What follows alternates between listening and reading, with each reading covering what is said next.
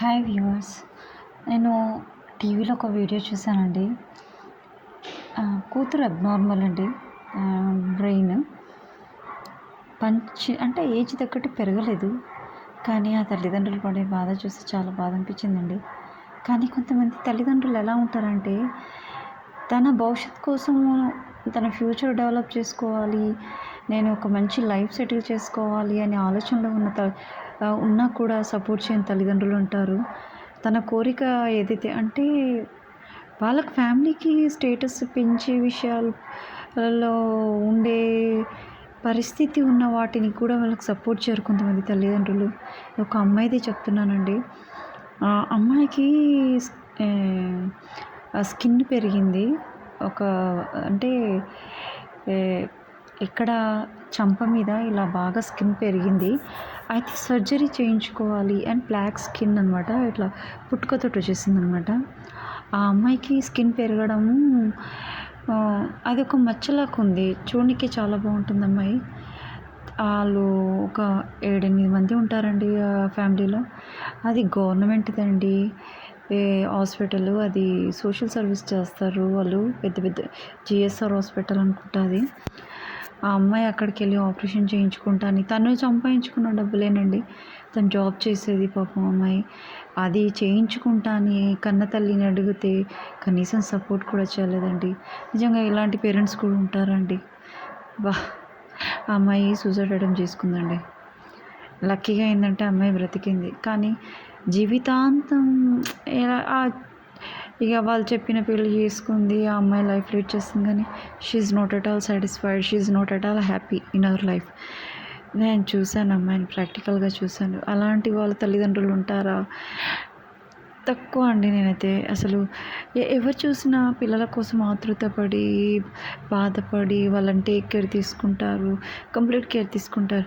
కానీ ఇలాంటి పేరెంట్స్ కూడా ఉంటారా అనిపిస్తుంది ఒక్కోసారి. ఎందుకండి ఆ అమ్మాయిని బాధపడి కొంచెం సపోర్ట్ చేసినుంటే ఆ అమ్మాయి లైఫ్ మంచిగా ఎంత మంచిగా సెటిల్ అవుతుండే. చిన్న మచ్చ సర్జరీ చేయించుకుని ఉంటే అయిపోయేది కదా. సపోర్ట్ చేసిన ఉంటే అయిపోవు కదా. అమ్మాయికి ఎంత రిస్క్ అండి. పోనీ మ్యారేజ్ చేశారా అంటే ఒక అమ్మాయి మ్యారేజ్ తర్వాత ఎక్కడి పోకుండా అయిందండి వాళ్ళ పేరెంట్స్ చేయబట్టి.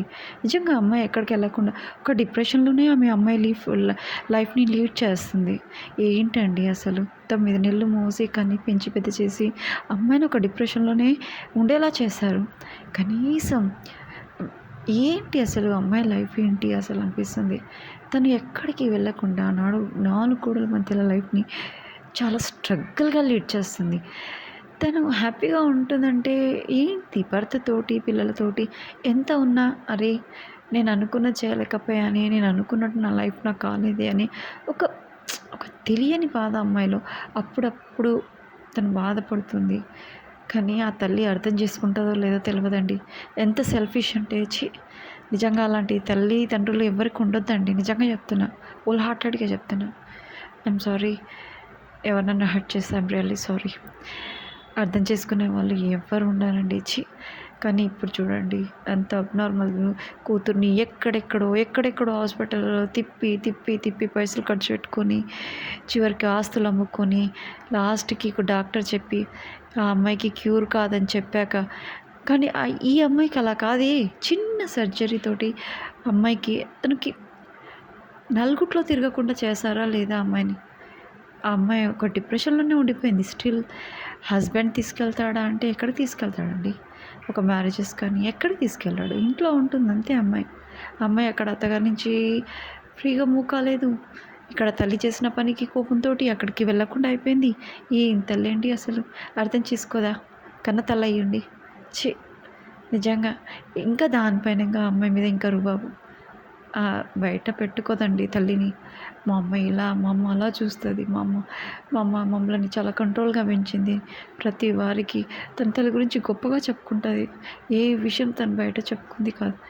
ఇవాళ యూట్యూబ్ వల్ల నేను ఆ అమ్మాయి బాధని చెప్తున్నానండి. Real it's very sad to her.